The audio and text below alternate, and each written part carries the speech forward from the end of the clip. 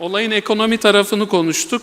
Olayın, o ekonominin, o hayatın bize getirdiği teknoloji tarafını, teknolojinin çıkarttığı yeni ürün tarafını konuştuk.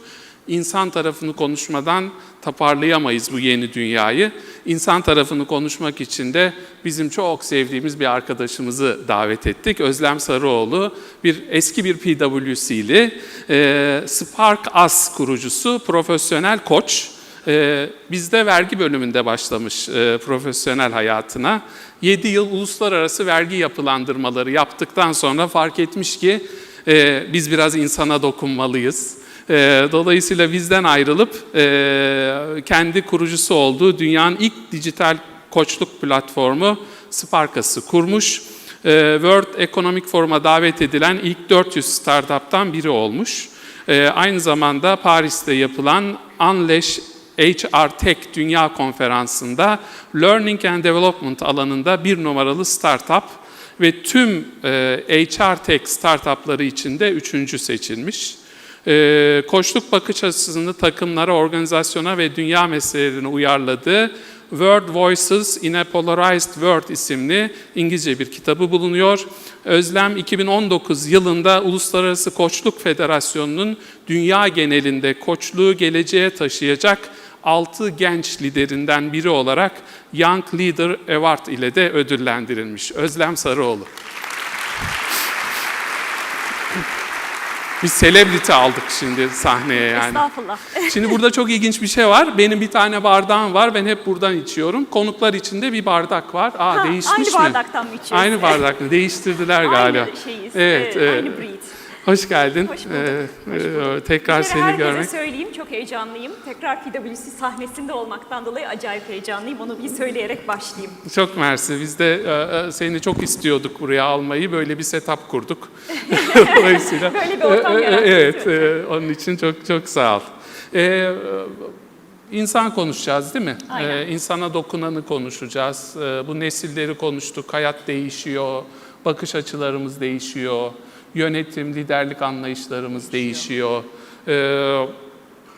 Nasıl başlayalım? Hangi yetkinliklere ihtiyaç vardan mı başlayalım? Önce Nasıl şunla istersin? başlayalım. Tamam. Aslında bütün bu değişimin başlangıç noktası her birimiz, salonda olan her birimiz. Yani insan deyince hep hani insan kaynaklarına ait bir şeymiş gibi algılanıyor kurum tarafında.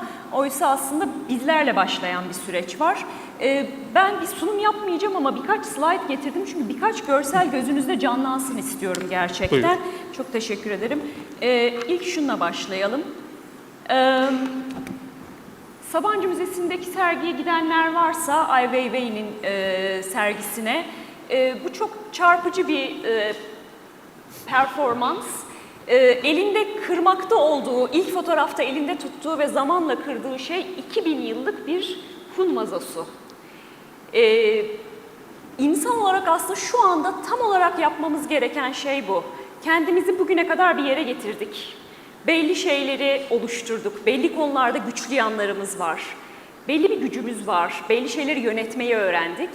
Ve şu anda bütün bu değişimin içinde tam yapmamız gereken bütün onları alıp yere çalmak kendi elimizle. Böyle bir hani disruption, yeniden şekillendirme vesaireyi hep konuşuyoruz. Ama bu sadece işler için olmuyor, kendimiz için başlamamız gerekiyor ilk başta. Alıp kendimizi yere çalmamız gerekiyor. Gücümüz var bir yandan evet ama bir yandan da vulnerability dediğimiz savunmasızlık, bence tam Türkçe çevirisi yumuşak karnımız. Yumuşak karnımızı da artık sahipleniyor olmamız gerekiyor. Bizim alanın önemli konuşmacılarından biri Netflix'te konuşması var, TED Talk'ta konuşmaları var, Power of Vulnerability diye. Çok tavsiye ederim. Brené Brown'un bir sözü var. Diyor ki o yumuşak karna sahip çıktığımız zaman orası değişimin, inovasyonun ve yaratıcılığın doğum yeri. Dolayısıyla biz öncelikle hani bugüne kadar elde ettiklerimize evet tamam güzel onlar elimizin altında sahip çıkacağız ama bir yandan da savunmasızlığa sahip çıkmamız lazım. Bu iş hayatında genellikle biraz kaçındığımız bir şey. Ben bunu bilmiyorum demek kaçındığımız bir şey. Ya ben burada yapamadım demek kaçındığımız bir şey. İlk başlangıç noktası aslında ona sahip çıkarak başlamamız gerekiyor. Bunları söyleyebilmeliyiz diyorsun. Bunları söyleyebilmeliyiz ve aslında bu duygusal olarak da zor bir şey. Yani onu da kabul ederek başlayalım. Ama ona sahip çıkmazsak ilerleyemeyeceğiz. Bütün bu değişimin içinde onu yönetmemiz mümkün olmayacak. Daha önemlisi şu var, biz elimizle alıp o vazayı eğer yere atmazsak, dünya öyle değişiyor ki zaten başkaları bizim için alıp bizim vazomuzu yere çalacak. Neler? İşte hep konuştuk sabahtan beri, yapay zekayı konuştuk. Yapay zeka bizim talimatla ezberden yaptığımız bir sürü şeyi zaten dijitale aktarıyor. Dolayısıyla bu ne demek? Talimat yapabildiğimiz her şey aslında belli bir zaman sonra makinalara geçecek demek.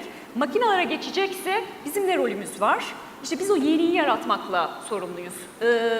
Biz yaratıcı olmakla sorumluyuz. Biz duygusal zekayı kullanmakla sorumluyuz. Bizim katabileceğimiz, makineler bir sürü şeyi yaparken kendi zekamızdan katabileceğimiz artık IQ'nun ötesinde EQ, duygusal zeka. Dolayısıyla onları devreye almamız gerekiyor. Bir, o bizi challenge ediyor. İki, yeni nesli konuştuk. Haluk şeyi gösterdi, Greta'nın videosunu gösterdi. Ben bir videoyu görmüştüm, çok aradım sizlere getirmek için ama bulamadım. Greta değil, bir başka genç kız. Zannediyorum İngiltere'deki seçim öncesindeki politikacılar kendi politikalarını anlatıyorlar. İşte global ısınmayla ilgili ne yapacaklarını anlatıyorlar. Ve kıza dönüyorlar ondan sonra. Kız tamamen şunu söylüyor. Dili kusura bakmayın aynen söyleyeceğim. Hepsi bullshit. Hiç gerçek, somut bir şey duymadım diyor.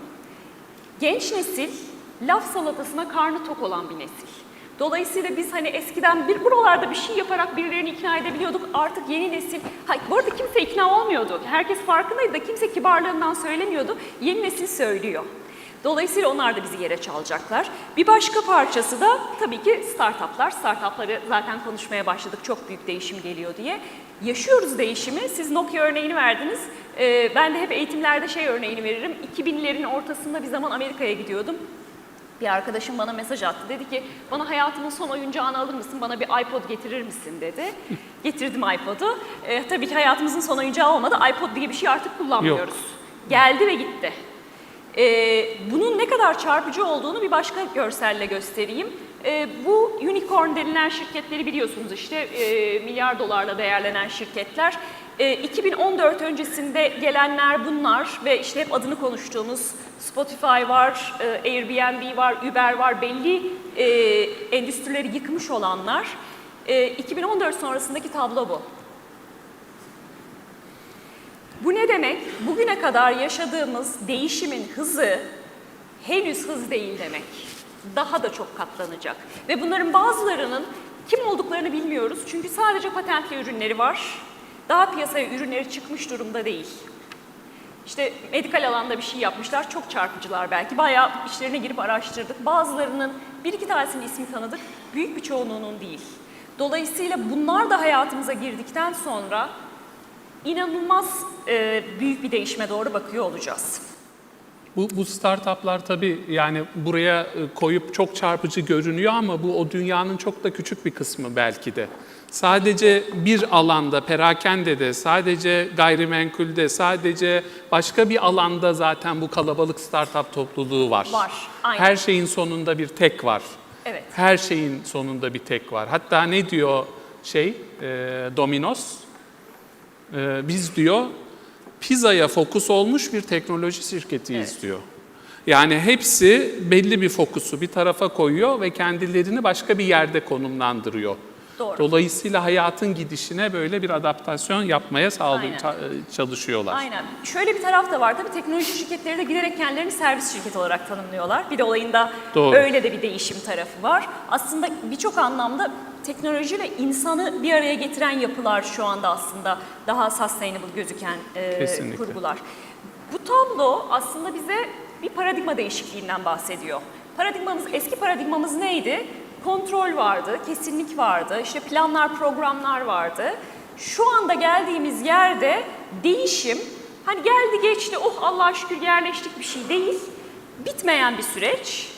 Bu da ne demek? Sürekli kaosla mücadele etmeyi bilmek durumundayız demek, her birimiz. Dolayısıyla kontrol kesinlikten kaosa geçiş var.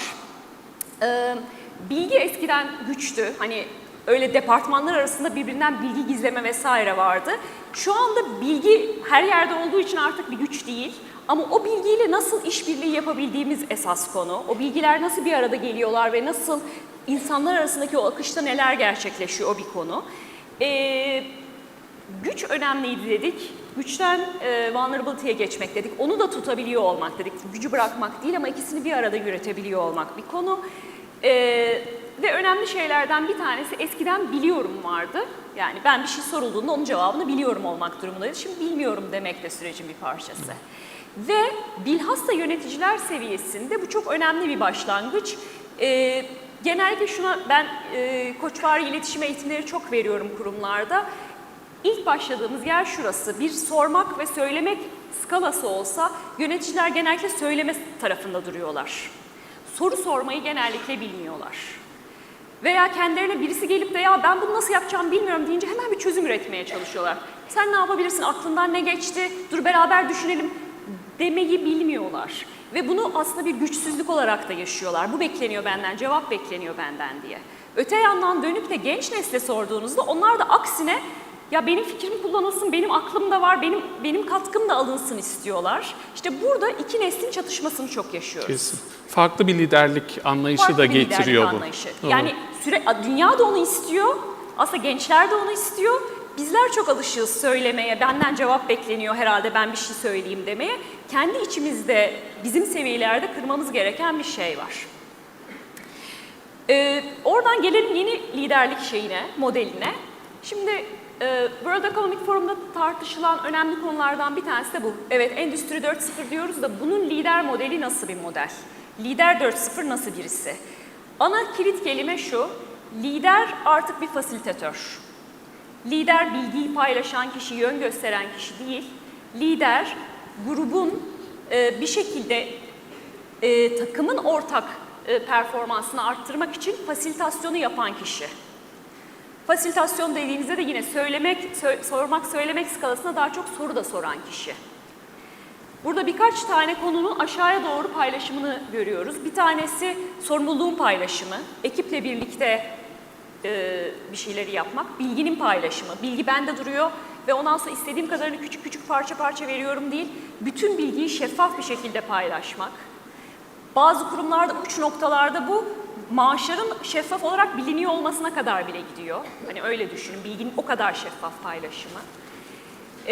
Birlikte yaratım var, birlikte bir şeyleri yaratma yaklaşımı var. Dolayısıyla konuyu gel beraber çözelim demek var. Liderlik 4.0'ın en temel noktalarından bir tanesi. Bir tanesi potansiyele inanmak var. Yani bizim jenerasyon biz bu işi böyle yaptık, böyle süre gelirin ötesinde çok güzel söylediniz Ahmet Bey, bambaşka bir dünyadalar.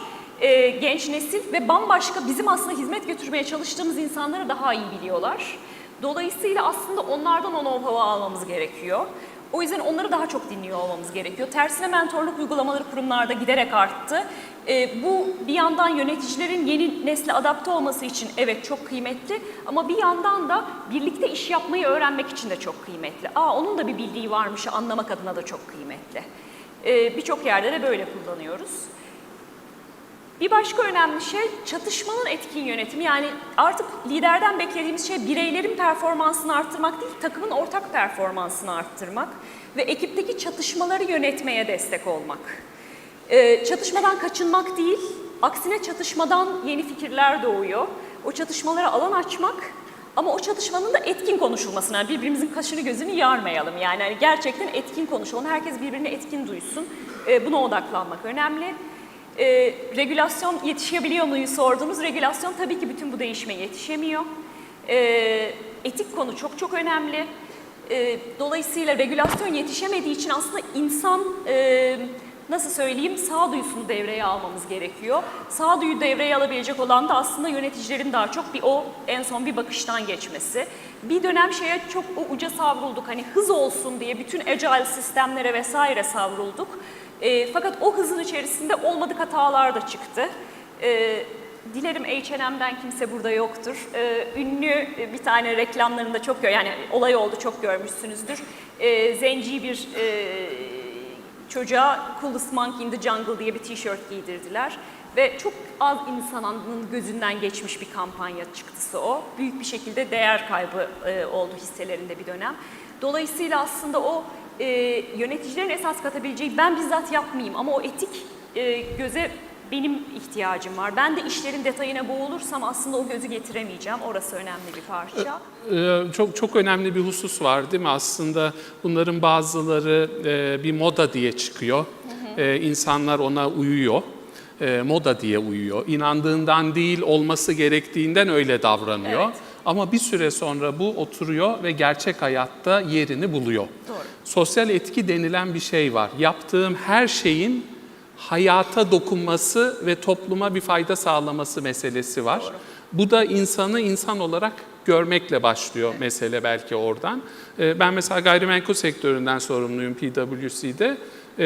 Gayrimenkul geliştirirken bile artık bunun topluma ne faydası var diye gelişmiş toplumlarda, bilinçli toplumlarda, eğitimli toplumlarda soruluyor. Dolayısıyla insan her şeyin içinde, insan her şeyin içinde olunca da bunları sorgulamak gerekiyor. Bu etik meselesinde belki bir iki cümle daha söylemek istersen sonrasında toparlayalım. Aslında söyleyecektim, yani o değerlere bakmak önemli. Yani burada işte landmarklara bakıyoruz vesaire dedik ya, hakikaten bir şekilde o değerleri gözetiyoruz ağırlıklı olarak bu yapıda. Etikten ziyade bir şeyin daha altını çizeceğim. Orada bir cümleyi atladığımı fark ettim. Hataya açıklık.